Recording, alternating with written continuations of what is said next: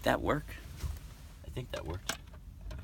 Okay, if it worked, fantastic. If it didn't, I'll have to redo it. But this is just a little discussion about something called BAODING, Bao Ding balls. And they're for circulation exercise. And when I was younger, I'd go to Chinatown all the time on the weekends because my dad and mom would want to buy food there. And this was in San Francisco. So I've seen a lot of these little ancient things sitting around, and people are like, what are the... So in college, I decided I'd buy a couple of them, and then I started practicing, and no one teaches you how to do it, so you just kind of have to figure out how to do it yourself.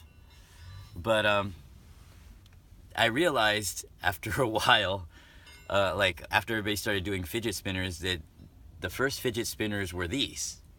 And the history behind it is that Chinese soldiers would take walnuts and they would just go like this to while the time away, I guess, or whittle the time away. And the way I'd seen it being done, there was this one movie that Lawrence Fishburne, I believe, was in, and he was going like this. But at that time, I was saying, is that how you do it? Because that looks kind of weak. I mean, just like this is no talent whatsoever. So after I saw that, I said, well, at the very least, you should at least try to separate them and manipulate them thusly. And then I started challenging myself. If I'm going to do it this way, gravity assist means it's not much of a challenge. So you constantly try and challenge yourself to either do it vertically. And, you could buy these on Amazon or eBay for about $10. But if you go to Chinatown, you might be able to find a deal for $3 to $4 at those novelty stores. But, yeah, sometimes you could just get metal balls. This one is actually a chime style. This is official. It's what they make in China. This one's probably also made in China, but it was a solid brass coated or electroplated end cap for a piece of furniture. I unscrewed it, put some hot glue in there, and it works just the same way. Now, I know one of my grandfathers, my maternal grandfather, used to use golf balls like this. And he would just like, no, because he would find them in the field. And it's like you just found items are just as good as long as they're this size.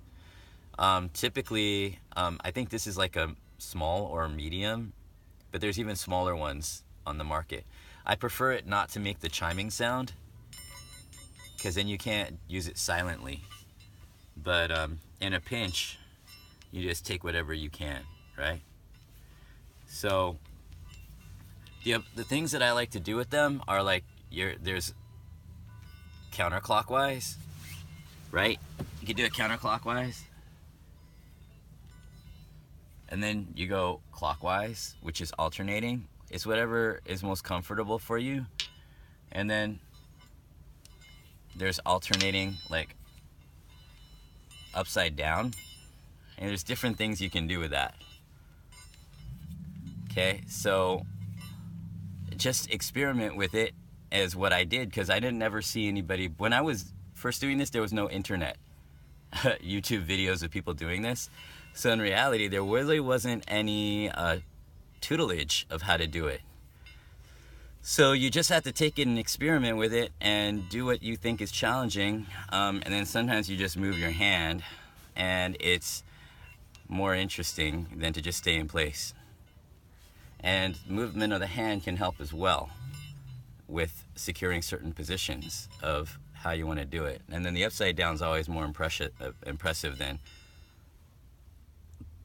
I do notice if you wet it, like if you put these Baoding balls running underwater, or somehow you can, it's easier, and it sticks to your skin more, so you could do the upside down stuff more easily. But ultimately, it's healthy.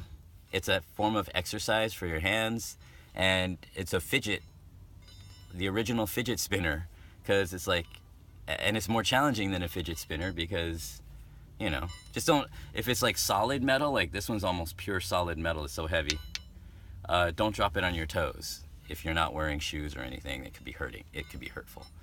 But other than that, that's how I would recommend using bao ding balls for exercise or for health, is like just challenge yourself to move it in different ways. Try to go upside down, go alternate rotation, or use the other hand. And challenge yourself to do all different kinds of stuff with it.